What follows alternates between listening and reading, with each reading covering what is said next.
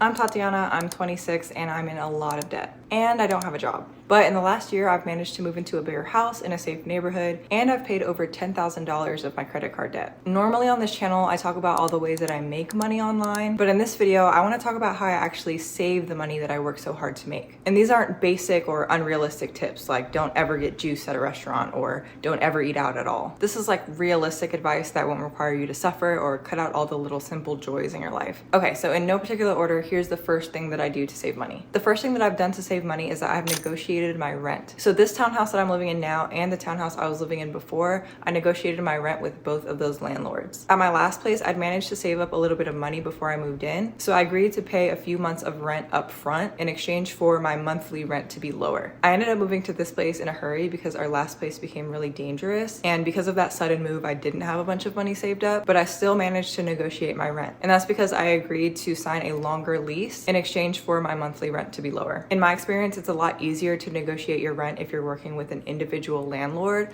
as opposed to if you're like at an apartment complex. But regardless of where I choose to live, as long as I'm renting somewhere, I will likely not agree to rent there unless I'm able to negotiate the rent price down a little bit. And that saves me $200 every month. And because I've been here for a year, that saved me $2,400 in the last year. And that's an extra $2,400 that I've been able to use to pay off debt and save for my future. The next way that I've saved money is that I've negotiated my salary. I currently don't have a real job, and I haven't had a real job for probably the last like 2 years, but I actually used to be a middle school teacher. And I know typically when people talk about negotiating your salary, you're probably thinking about like corporate jobs or tech jobs. But as a first year middle school teacher, I managed to negotiate my salary $10,000 higher than I was supposed to be paid originally. Now I know technically this isn't like saving money, but doing this is what allowed me to save money to move into a new place. So it doesn't matter what field you're getting into, whether you're becoming a teacher or you're doing something in the corporate world, or even if you're working an hourly job, my advice is to never settle for the first offer. And that applies to literally anything, whether you're renting an apartment or you're about to get a new job or you're about to buy a car. Money is not real. So anything you can do to get paid more and spend less of your money is a win. The next way that I save money is also technically by negotiating, but it's negotiating something that I never really thought of before, and that's actually my credit card interest rate. So when I was in college, I was lucky to never have to take out student loans, but I was kind of stupid because I took out credit cards instead, and those interest rates are a lot higher, and I use those to pay for my school expenses. So I really should have just got student loans, but whatever. Anyway, when I was in college, I racked up like $40,000 in credit card debt, and I've been struggling to pay it off ever since because I had Discover cards and my annual interest was so high that even making the minimum payments, I was still struggling and drowning in debt. Story of everybody's life, probably. So last year around this time, I called Discover and I was like, hey,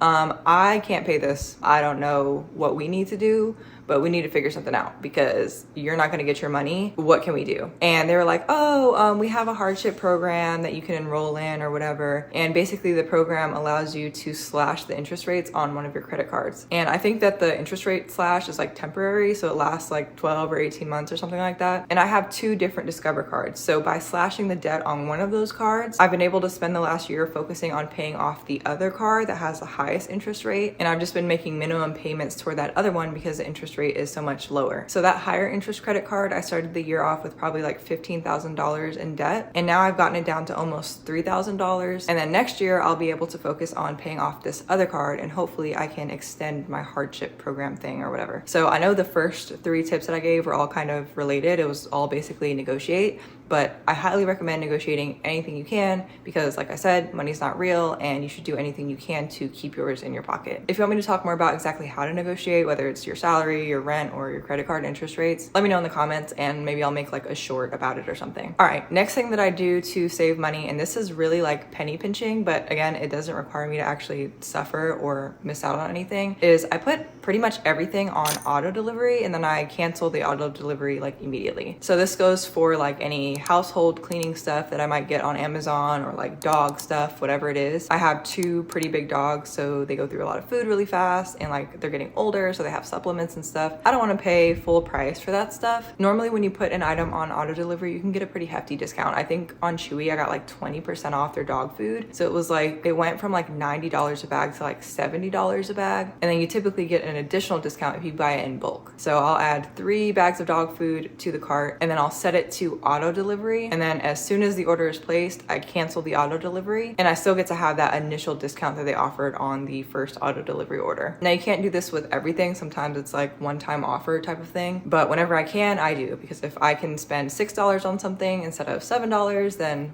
I'd rather pay the lower price. Sometimes you can only get the discount if it's like your first auto delivery order, and that's fine because you can just make a different email account and place your first order again. Hi, this is Loki. Say hi, Loki. This is one of my children. Say, I'm so expensive. I don't know if Loki's really a dog. I think he's a raccoon. Another thing I do to save money, and this is kind of like the auto delivery thing, is I buy in bulk whenever I can. So there's some things that I just refuse to buy anywhere else other than Costco, like rice, beans, anything that doesn't expire, like toilet paper, paper towels, things like that. And if there's like ever a sale on stuff like that, I'm going to buy as many as I can because it's not going to expire and it's cheaper to do that. Plus, the less frequently you go grocery shopping, the less frequently you're tempted by random things that you're probably not going to eat. All right, last thing I do to save money, and this is actually about like saving the money, not spending less money, but technically it is about spending less money. This is a concept that I didn't really understand before, but like inflation, we hear about it everywhere, right? What inflation actually means is that like the money that you have in your hand is constantly losing value. So like when I was in high school, I could go to Chick-fil-A and I could get a good decent meal for like $11, and now that same meal costs like $23. So that means if I had $25 in my hand and didn't let it go from the time that I was in high school to now, that $25 lost a bunch of its purchasing power because you used to be able to get 2 meals for it and now you can only get 1 meal for it. So what does that have to do with saving money? Well, it means that if you take your money and you put it in a savings account, because of inflation, that money is losing its value all the time. So I don't really keep any of my money in a regular savings account. Instead, I park my money in 2 different places. So first is a high yield savings account. A high yield savings account is not like a regular savings account. With a regular savings account, normally you're not getting any interest on your money, although you can earn interest on your money with some savings accounts. Normally it's a really limited amount that's less than annual inflation, so you're still losing money anyway. But with a high yield savings account, you can earn anywhere from like 3 to 6% I've seen every single year on the money that you've deposited. The rates are going to be different depending on who you go with, and I don't put a large amount of money in this account anyway. This is just a good place to park your emergency fund. That way you can access your money quickly if you need it. So I've got a couple months of rent in a high yield savings account, and that earns like 3 to 4% a year. And that just helps me preserve some of my money's value that's going to be lost to inflation, but it doesn't preserve all of my money's value. And I'm definitely not like earning money really. Now, any money that I want to save for the long term, I put in the stock market, specifically in a Roth IRA. Now, a Roth IRA is not the same thing as a regular individual investment account. On a Roth IRA, you're not actually taxed for any of your earnings until you withdraw that money. And it's designed to be a retirement account. So you're not going to withdraw that money until you're like in your 60s. Now, you can't just like put your money in here and forget about it like you would with a high yield savings account. You have to deposit your money into your Roth IRA,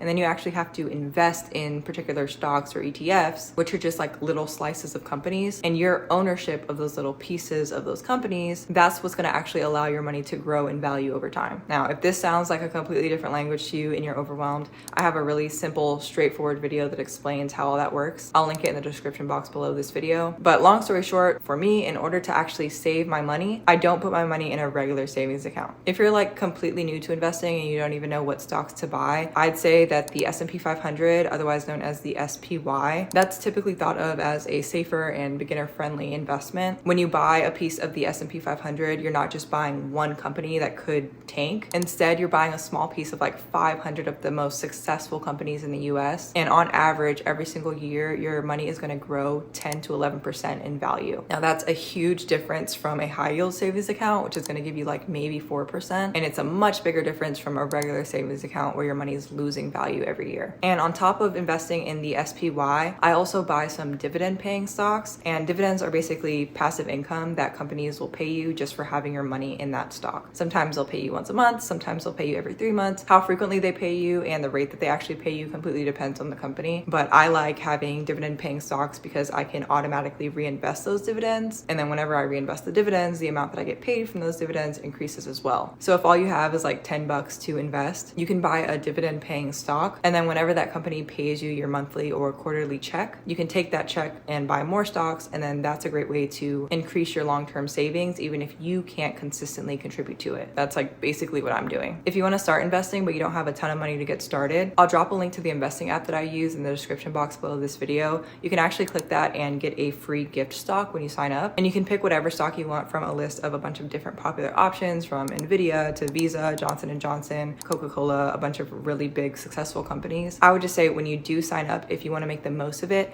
I would personally pick a dividend paying stock. That way, not only do you get that free stock, but you continue to get dividends for free. Now, I know that dividend stocks and the passive income you can get from it and all that stuff sounds really exciting, and it is, it's great. But if you're like me and you're still paying off credit card debt, it's going to be more worth it, and it's going to make more mathematical financial sense for you to pay off your credit card debt first before you start throwing a bunch of money into an investment account. If you've got a credit card that's gaining anywhere from like 18 to 27% interest every single year, but your investments are only growing 10 to 11%, it doesn't make sense to put all of your money into your investment account. So definitely start small, get your gift stock, reinvest those dividends, and then turn your focus on calling up your credit card company, telling them that you need your interest rate lowered. And while you've got that lower interest rate, maybe try out some of the other things I've mentioned in this video. That way you can save money and pay off your debt faster. I would not have been able to pay off as much debt as I have this year if I wasn't able to cut corners by all of those money saving tips that I shared, and also if I had a job. I know I mentioned that I get passive income from the stock market, but that's like the smallest portion of my passive income. I actually quit my job so that way I could dedicate all of my attention on growing all of my different passive income streams. They're all remote, they're all self-paced, they're all online, and they're all extremely accessible and beginner friendly. If you want to grow your first stream of passive income or start a side hustle, or if you just like me, you want to keep hanging out with me, you can click the video that'll pop up at the end of this one. And in that video, I talk about all of the different streams of passive income that I have, how I got started, and I share my honest experience so you can actually figure out which one is the most realistic for you to start. Make sure you subscribe to my channel if you want to follow along with me on my journey to financial freedom, or if you want to see some of my tutorials. That way maybe you can put some of these things into practice as well. Make sure you give this video a like if you found it helpful. Thanks for watching. I'll see you in the next one.